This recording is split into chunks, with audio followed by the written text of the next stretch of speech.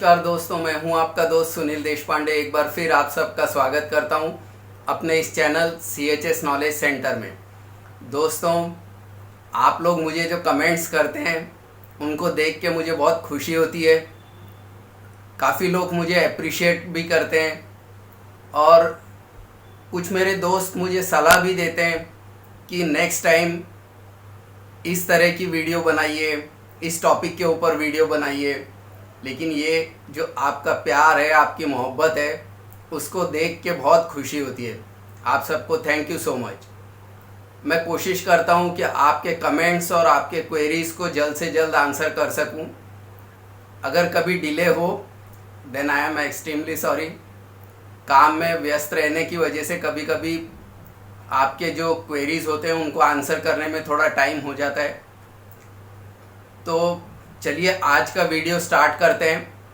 आज के वीडियो का हमारा टॉपिक है लेट पेमेंट इंटरेस्ट। दोस्तों, ये लेट पेमेंट इंटरेस्ट होता क्या है? तो लेट पेमेंट इंटरेस्ट क्या है? तो जो सोसाइटी अपने बिल्डिंग को मेंटेन रखने के लिए, बिल्डिंग के कॉमन एरियाज़ को मेंटेन करने के लिए जो खर्चे करती है, उन खर्चों को रिकवर करने के लिए अपने मेंबर्स को मंथली या क्वार्टरली बेसिस पे मेंटेनेंस बिल या डिमांड नोट भेजता है। ये मेंटेनेंस बिल और डिमांड नोट अगर आप देखेंगे तो as per bylaws number 67A के अनुसार होना चाहिए। दोस्तों, बायलॉज नंबर 67A के अनुसार आपका जो मेंटेनेंस बिल है या डिमांड नोट है, उसमें अगर आप ध्यान से देखेंगे तो 3 डेट्स आपको ऊपर दिए रहते हैं: बिल डेट, ड्यू डेट और बिलिंग पीरियड। बिल डेट का मतलब है जिस डेट पे बिल जनरेट हुआ है।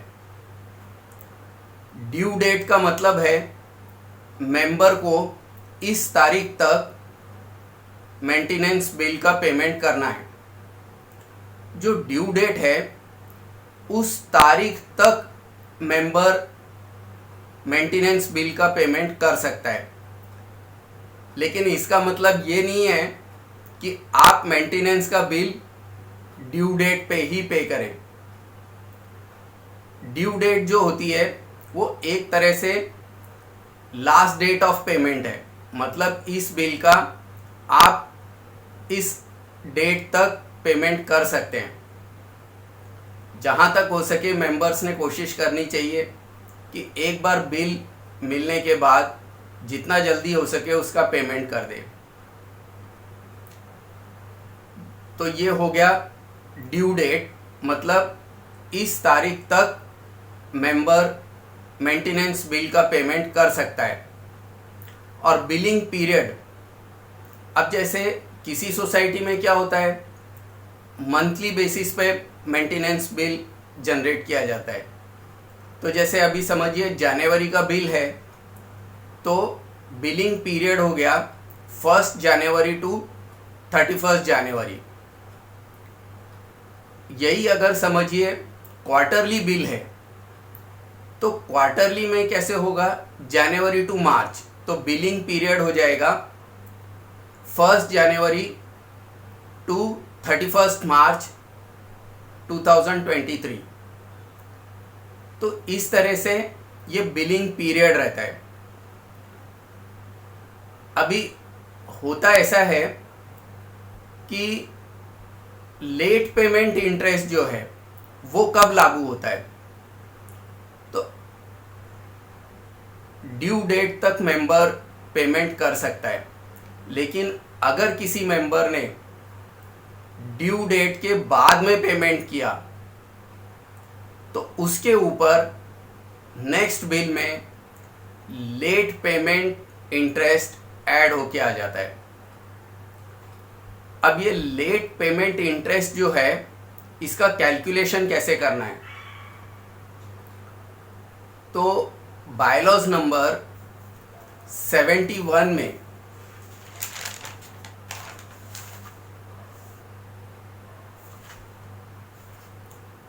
ये क्लियरली मेंशन किया हुआ है कि लेट पेमेंट इंटरेस्ट किस तरह से कैलकुलेट करना है। दरअसल दोस्तों, मैं आपको एक चीज़ बताता हूँ। लेट पेमेंट इंटरेस्ट करने के लिए आपका जो ड्यू डेट है उसके नेक्स्ट डे से लेकर जिस डेट को मेंबर ने पेमेंट किया उसके पहले दिन तक, मतलब कि जब तक कि वो मेंटेनेंस अनपेड रहा है, वो अनपेड डेज के लिए लेट पेमेंट इंटरेस्ट चार्ज किया जाता है। जैसे समझिए जनवरी 31 डेज का, जनवरी मंथ में 31 डेज है, बिल का ड्यू डेट है 15 जनवरी, बिल का ड्यू डेट है 15 जनवरी। समझिए एक मेंबर ने 21 जनवरी को पेमेंट किया, तो 15 जनवरी ड्यू डेट है, तो 16 से पकड़ेंगे। 16, 17, 18, 19, 20, मतलब उसको आप 5 दिन का लेट पेमेंट इंटरेस्ट चार्ज करेंगे।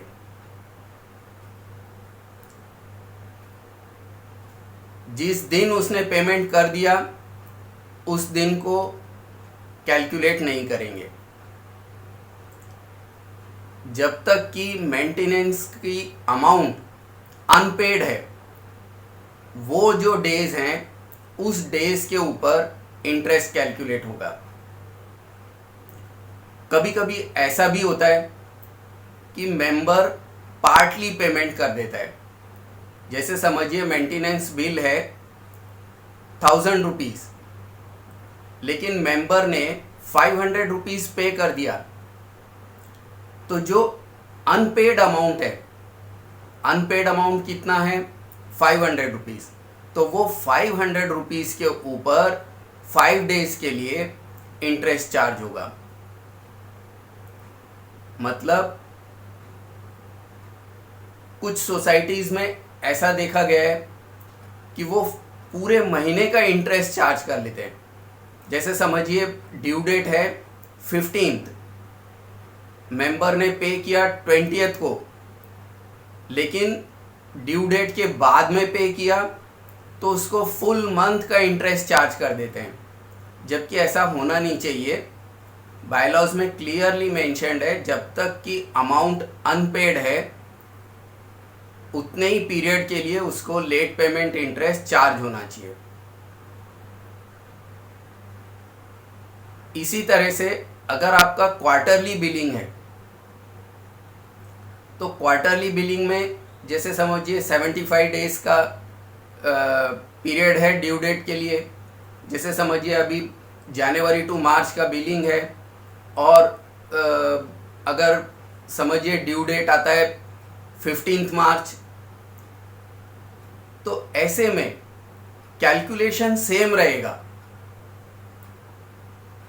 उसने पेमेंट कब किया, समझिए 21 मार्च को उसने पेमेंट किया, 15 मार्च ड्यू डेट था, तो अनपेड अमाउंट कितने डेज के लिए रहा, 5 डेज के लिए, तो सिर्फ उतने ही पीरियड के लिए लेट पेमेंट इंटरेस्ट चार्ज होगा। और सोसाइटीज़ ने और एक चीज़ ध्यान में रखनी चाहिए, जैसे वो डेट्स मेंशन करते हैं बिल के अपर लेफ्ट कॉर्नर में या अपर राइट कॉर्नर में, bill date, due date, billing period, उसी तरह से बिल के बॉटम में ये चीज़ मेंशन्ड होनी चाहिए कि लेट पेमेंट इंटरेस्ट 21% और इट में be less as approved by the general body will be charged on late payment, मतलब बिल के एंड में आपने वो सेंटेंस मेंशन किया होना चाहिए, वो मेंशन करना चाहिए। अभी late payment interest 21% generally charge किया जाता है, लेकिन ये मैक्सिमम लिमिट है। ये 21% जो है ये मैक्सिमम लिमिट है। जनरल बॉडी इससे कम भी चार्ज करने का रिजोल्यूशन पास कर सकता है। कभी कभी सोसाइटीज़ में जनरल बॉडी डिसाइड करता है कि 21% लेट पेमेंट इंटरेस्ट चार्ज नहीं करना है, 15% चार्ज करना है या 18% चार्ज करना है। तो जो जनरल बॉडी ने जो डिसाइड किया है वही रेट ऑफ इंटरेस्ट सोसाइटी ने as a late payment interest charge करना चाहिए। और ये late payment interest simple interest calculation जो मेथड है उससे चार्ज करना चाहिए। कंपाउंड रेट ऑफ इंटरेस्ट नहीं चार्ज करना है। कंपाउंड में क्या होगा, इंटरेस्ट के ऊपर इंटरेस्ट कैलकुलेट होगा। कोऑपरेटिव हाउसिंग सोसाइटी में कंपाउंड इंटरेस्ट नहीं, सिंपल इंटरेस्ट कैलकुलेशन मेथड जो है वो अप्लाई होता है। तो दोस्तों, ये थी लेट पेमेंट इंटरेस्ट के बारे में जानकारी। मैं आशा करता हूँ कि जो इन्फॉर्मेशन मैंने आपको दी है वो आपको पसंद आएगी। अगर आप मेरे चैनल पे पहली बार आए हैं, मेरी वीडियो पहली बार देख रहे हैं, तो मेरे चैनल को सब्सक्राइब कीजिए, लाइक कीजिए और अपने नॉन ग्रुप्स में शेयर कीजिए। मैं आपसे एक रिक्वेस्ट और करूंगा कि वीडियो को पूरा देखें, लास्ट तक देखें। Thank you so much.